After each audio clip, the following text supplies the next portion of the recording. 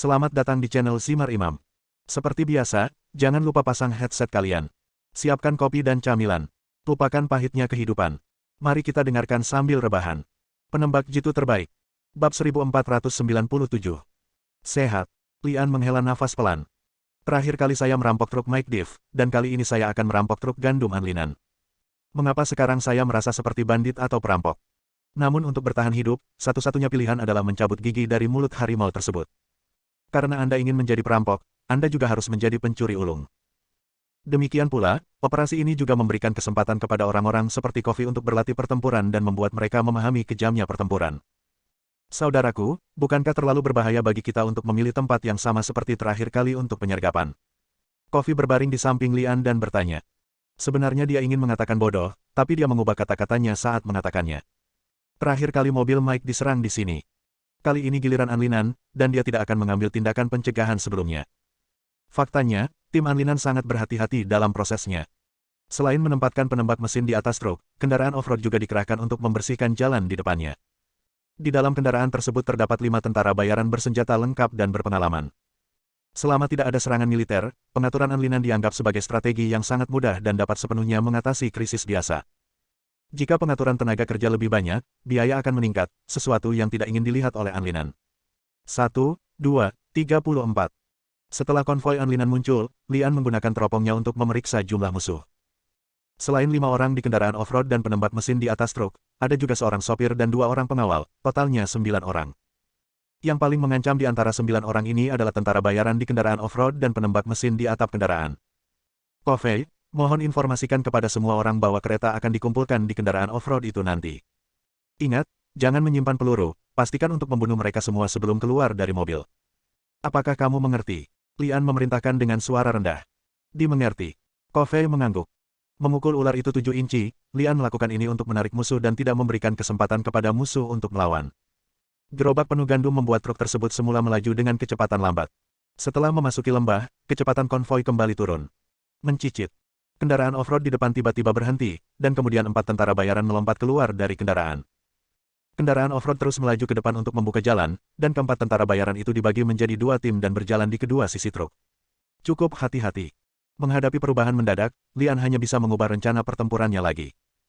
Kofi, perintahkan kelompok pertama menyerang SUV, kelompok kedua menyerang 2 orang di sisi kiri truk, dan kelompok ketiga menyerang 2 orang di sisi kanan truk. Beritahu semua orang untuk tidak gugup dan anggap saja ini sebagai latihan menembak biasa. Ya, Kofi menjawab, perubahan sementara di medan perang membuatnya sedikit gugup. Setelah Kofi menyampaikan perintah tersebut, Angli menggunakan penglihatan mekanis untuk mengunci penembak mesin di atas truk. Pop! Pelurunya berterbangan, secara akurat mengarahkan titik-titik vital sasaran, dan penembak mesin menjadi sasaran pertama yang dikorbankan. Suara tembakan adalah sebuah sinyal. Begitu suara tembakan terdengar di pihak Angli, ketiga tim di pihak Kofi bertindak sesuai rencana dan sekaligus menarik pelatuk untuk menyerang sasarannya. Mereka adalah anak-anak yang baru lama terpapar senjata api, ditambah dengan ketegangan psikologis, penyerangan yang dilakukan Kofi dan lainnya ternyata tidak sesempurna yang dibayangkan Angli. Untungnya, jumlah orangnya lebih banyak daripada jumlah yang ada, dan Angli berkata bahwa tidak perlu menghemat peluru, sehingga musuh menjadi lengah oleh kekuatan yang luar biasa. Pertama, pengemudi kendaraan off-road ditembak mati terlebih dahulu, disusul tentara bayaran di sisi kiri dan kanan truk. Tentara bayaran bereaksi dengan cepat, dan mereka segera melancarkan serangan balik segera setelah tembakan terdengar. Sayangnya, mereka tidak dapat menghentikan senjata ganas dari sisi Lian, dan mereka semua terbunuh setelah baku tembak singkat. Truk tersebut berhenti karena penyerangan tersebut, namun ketika melihat semua tentara bayaran yang bertugas melindungi mereka tewas, pengemudi truk tersebut menginjak pedal gas dan langsung menabrak kendaraan off-road di depannya untuk melarikan diri dari lokasi kejadian. Papa. Dipengaruhi oleh sudut tersebut, Angli menarik pelatuknya lagi, namun hanya membunuh pengawal di dalam taksi, namun gagal melukai pengemudinya. Kofi dan yang lainnya juga mulai menembaki truk tersebut, tetapi tidak berhasil. Saudara laki-laki. Melihat truk itu hendak kabur, Kofi terlihat sedikit panik. Angli tidak sempat memperhatikan Kofi, dia bangkit dan berlari liar dengan senapan di tangannya. Ada tikungan sekitar 100 meter di depan, truk pasti akan melambat ketika sampai di sana. Lian mengambil jalan pintas dan tiba di tikungan terlebih dahulu. Bang, mencicit. Truk itu bertabrakan dengan tebing dan harus melambat. Lian memanfaatkan kesempatan ini untuk melompat turun dan mendarat di atas kotak kargo. Ketika pengemudi mendengar suara yang datang dari atas kepalanya, dia segera menggoyangkan kemudi dan mencoba melemparkan Lian. Sayangnya, rencananya tidak berhasil. Angli melompat dari atas mobil ke atas depan mobil. Saat ini, dia hanya perlu mengarahkan senjatanya ke bawah dan menembak pengemudinya secara tiba-tiba, tetapi dia tidak melakukannya. Pelurunya dapat merusak bagian-bagian mobil dan membuat mobil tidak dapat melaju, yang akan menjadi masalah bagi Lian. Jika makanan dari mobil ini diangkut, akan menjadi masalah yang sangat besar. Panggilan. Lian meraih atap mobil, tubuhnya membentuk garis tunggal di udara, dan dia melompat ke dalam taksi melalui jendela yang terbuka. Boom, boom. Karena panik, pengemudi tersebut mengeluarkan senjatanya dan menembak, namun Ang Li menendang pergelangan tangannya terlebih dahulu, dan peluru tersebut mengenai atap mobil. Ah! Sopir itu tidak berdaya di depan Lian dan langsung menjerit kesakitan dan kehilangan senjata di tangannya. Mencicit. Mobil berhenti, dan pengemudinya mengangkat tangannya dan berteriak, "Saya karyawan Anlinan. Jika Anda membunuh saya, Anlinan tidak akan pernah melepaskan Anda." Bang! Sopir itu dibalas dengan suara tembakan. Tak lama setelah Ang Li menangani supirnya, Kofi pun datang bersama stafnya. "Saudaraku, Ilion kecil sudah mati," Kofi berkata dengan suara tercekat. "Wajar jika orang mengorbankan nyawanya." Ang Li, yang telah berkelana di medan perang sepanjang tahun, mengetahui hal ini lebih baik dari siapapun.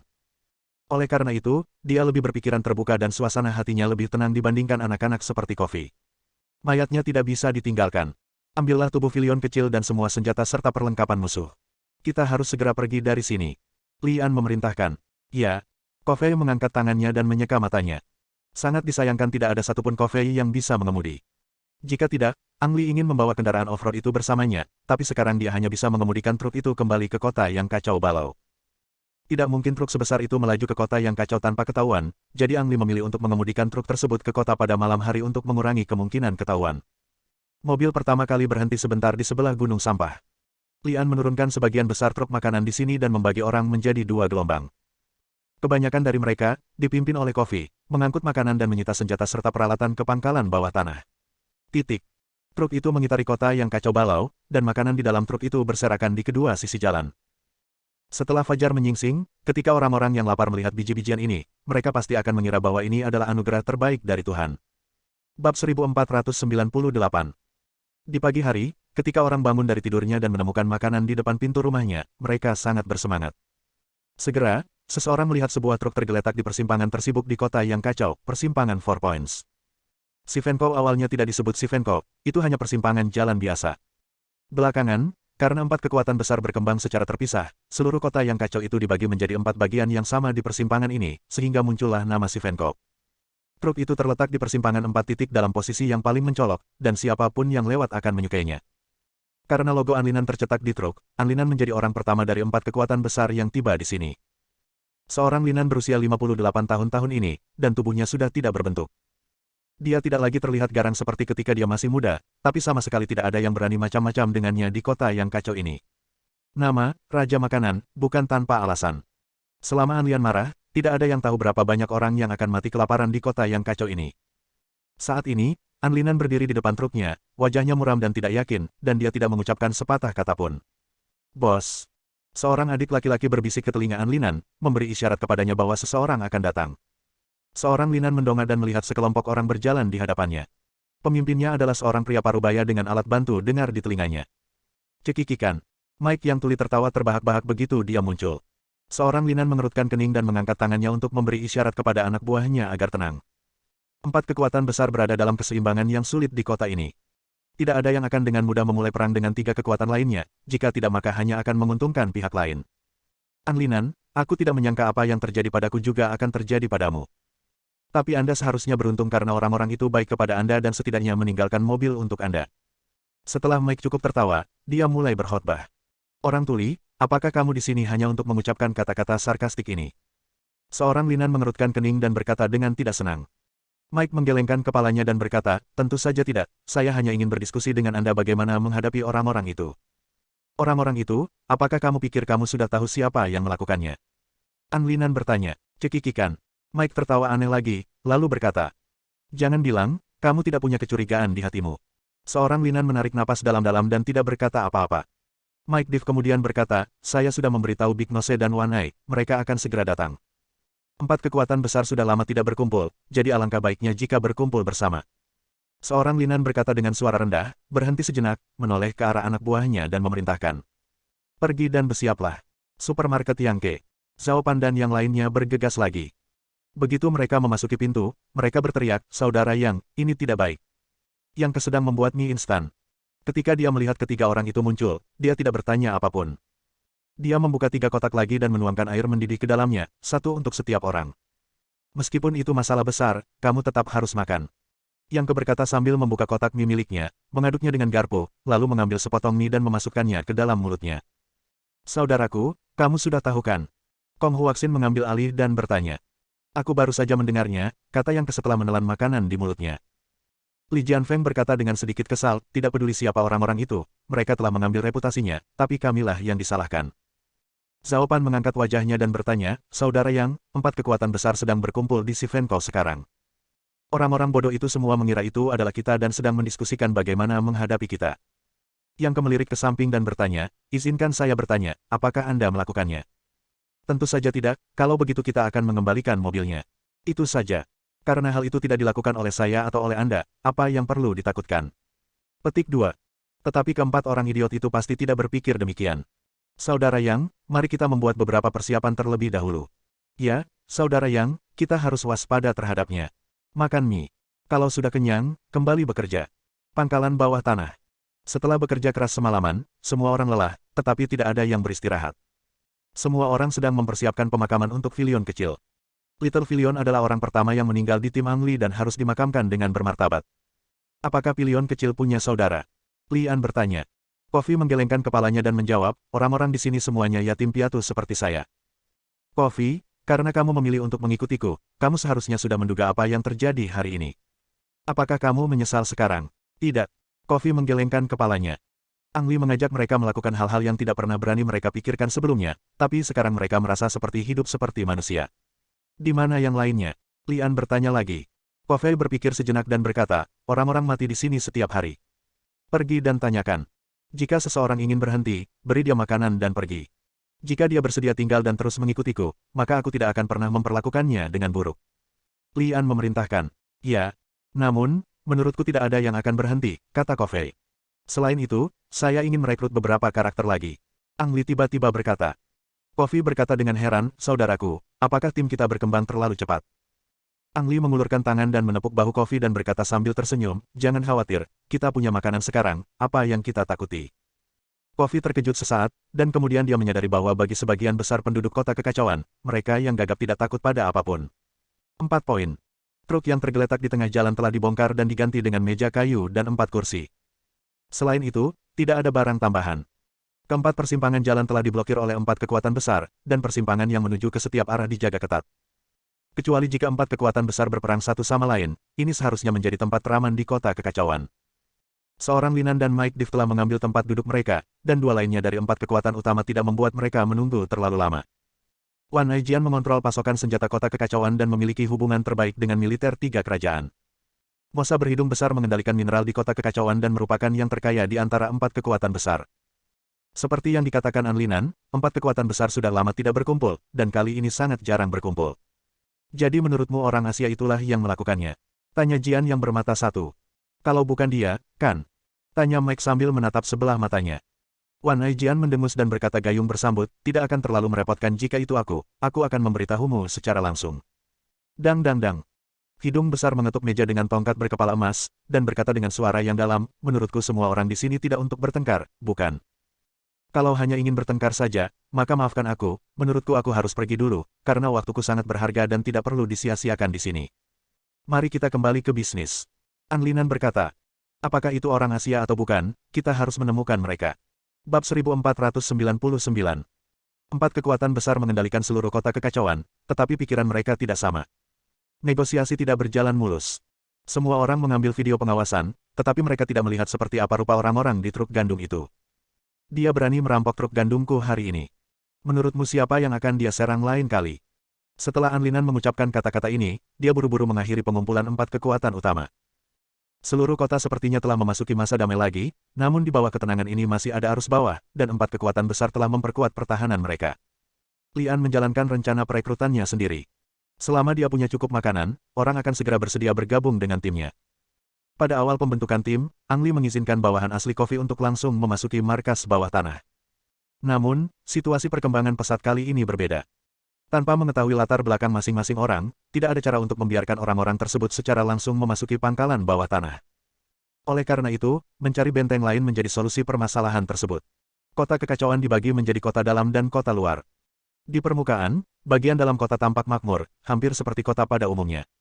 4 kekuatan besar sebagian besar membentuk bagian dalam kota. Kota terluar setara dengan kota yang ditinggalkan, ada reruntuhan di mana-mana akibat perang.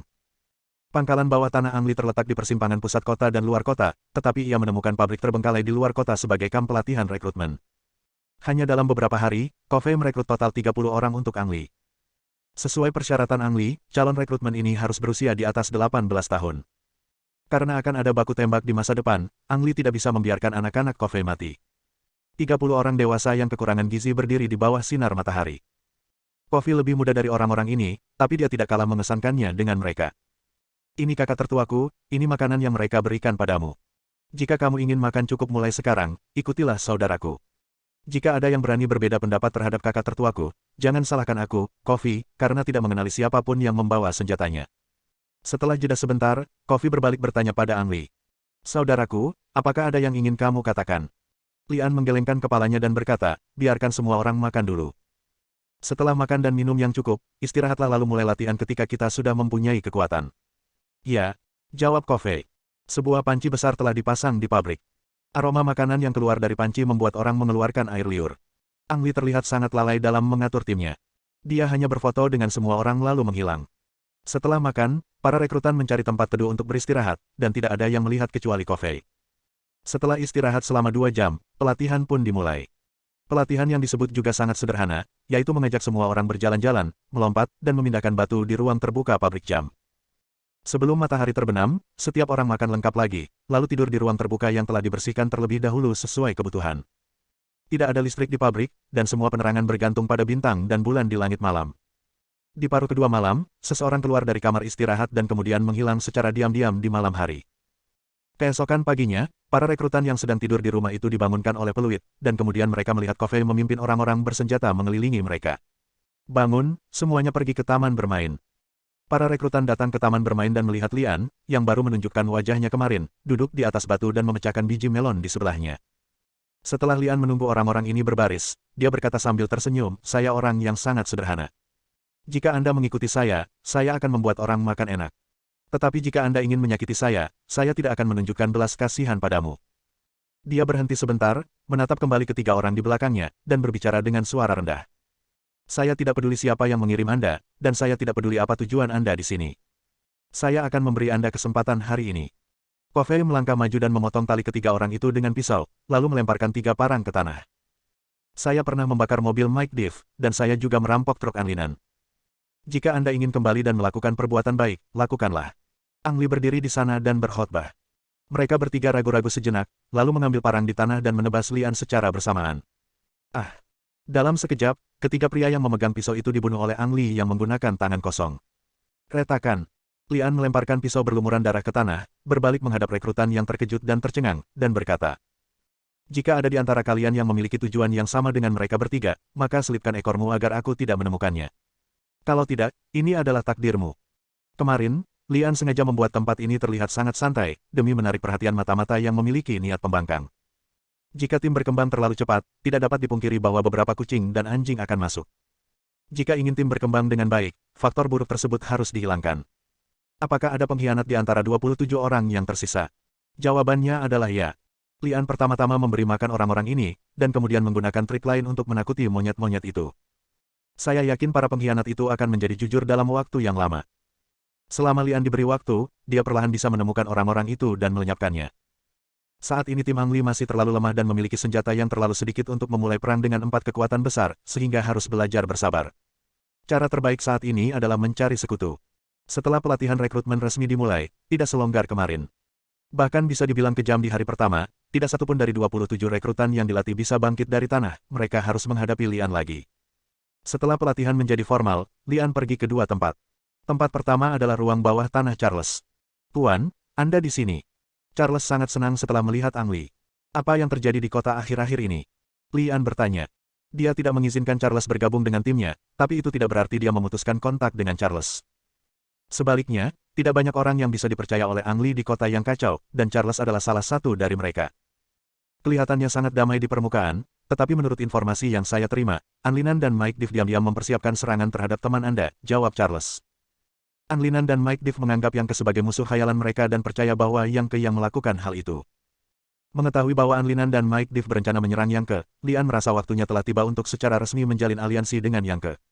Ada yang tahu kapan mereka akan bergerak. Mungkin malam ini, atau paling lambat besok malam. Setelah meninggalkan Charles, Lian pergi ke tempat kedua, toko Yang Ke. Bab 1500. Anda berhasil. Yang Ke memandang Lian dengan heran, dan tiba-tiba dia tampak seperti tiba-tiba mengerti. Benar. Kamu adalah satu-satunya pendatang baru di kota ini, dan tidak seorang pun kecuali kamu yang akan melakukan hal gila seperti itu. Baiklah. Mengapa kamu memberitahuku? Apakah kamu tidak takut aku akan memberitahumu? Petik 2. Secara relatif, Lian jauh lebih tenang dan berkata sambil tersenyum.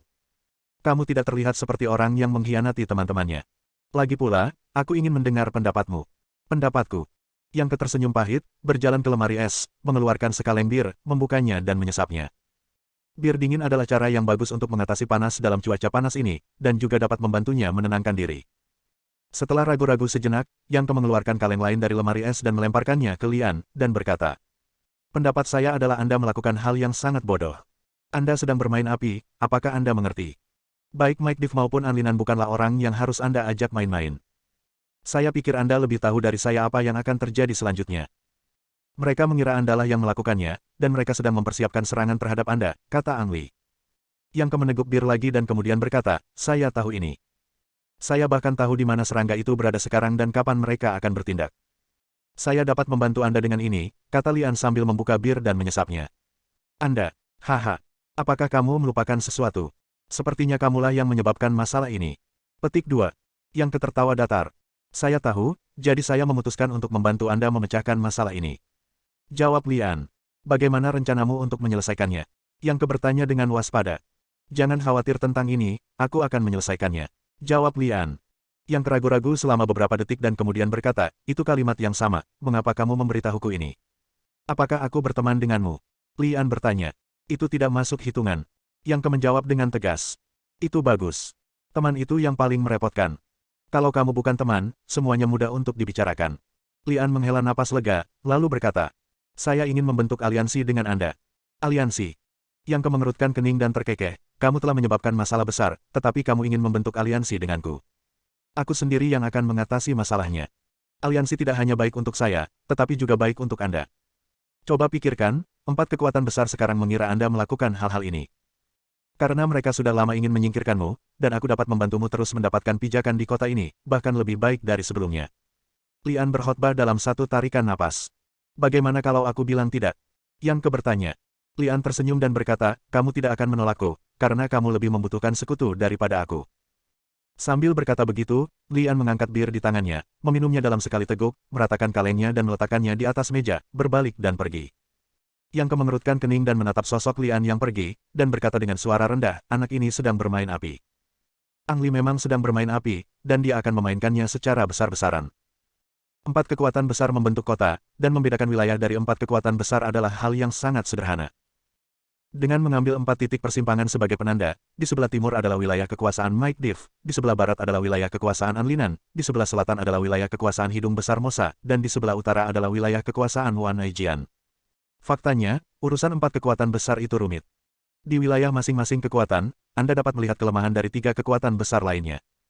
Misalnya, Anda bisa melihat toko gandum Anlinan di tempat Mike, dan Anda juga bisa melihat supermarket Mike di wilayah Anlinan.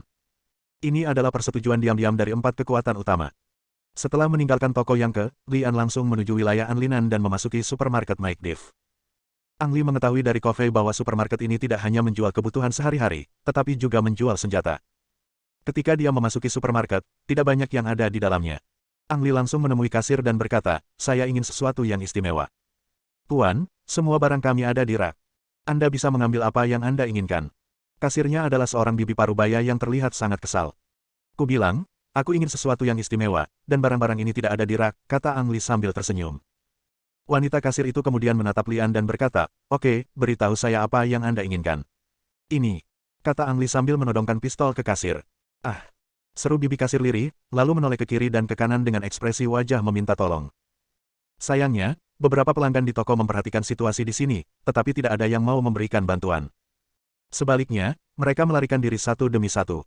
Tuan, saya rasa Anda tidak tahu bahwa toko ini milik Tuan Mike Div. Kasir dengan baik hati mengingatkan Lian agar tidak mendapat masalah. Lian masih berkata sambil tersenyum, saudari, menurutku kamu tidak tahu bahwa ini adalah wilayah Anlinan, dan kamu menjual senjata di wilayahnya. Menurutmu apa yang dipikirkan Wan Aijian? Wanita kasir itu terdiam. Oke, jangan buang waktu. Kalau tidak, tidak ada gunanya bagimu atau aku, kata Lian dan mengambil pistolnya. Wanita kasir itu ragu-ragu dan berkata, saya biasanya tidak bertanggung jawab di sini. Saya hanya pengganti. Saya mengerti segalanya. Oke, bawa saya ke sana sekarang, dan Anda tidak perlu melakukan apapun. Petik 2. Lian berkata sambil tersenyum. Oh, baiklah. Kata wanita kasir sambil berjalan keluar dari belakang konter dan membawa Lian ke gudang di belakang supermarket. Maaf, pintunya terkunci dan saya tidak punya kuncinya. Bang. Lian menarik pelatuk kunci pintu, lalu tersenyum ke arah kasir, sepertinya kita tidak membutuhkan kunci, bukan? Saat pintu dibuka, ruang di dalamnya tidak besar, hanya sekitar 2 meter persegi, namun ruang tersebut dimanfaatkan sepenuhnya. Lian bersiul, lalu berkata kepada kasir, kamu tahu cara mengambil barang-barang ini, kan? Ada minivan di belakang, kata kasir. Oke, terima kasih, kamu boleh pergi. Lian tampak seperti pria yang rendah hati. Bolehkah aku pergi? Wanita kasir itu tidak percaya. Jika kamu ingin tinggal dan membantuku, kamu bisa. Saya pikir sebaiknya saya pergi, kata kasir itu lalu berbalik dan lari. Ledakan. Wanita kasir baru saja keluar dari supermarket ketika dia mendengar suara di belakangnya. Dia berbalik dan melihat ada api di dalam supermarket, dan Lian berdiri di belakang jendela sambil melambai padanya terus berlari ke depan dan melemparkan item beritahu Mike tentang kejadian tersebut.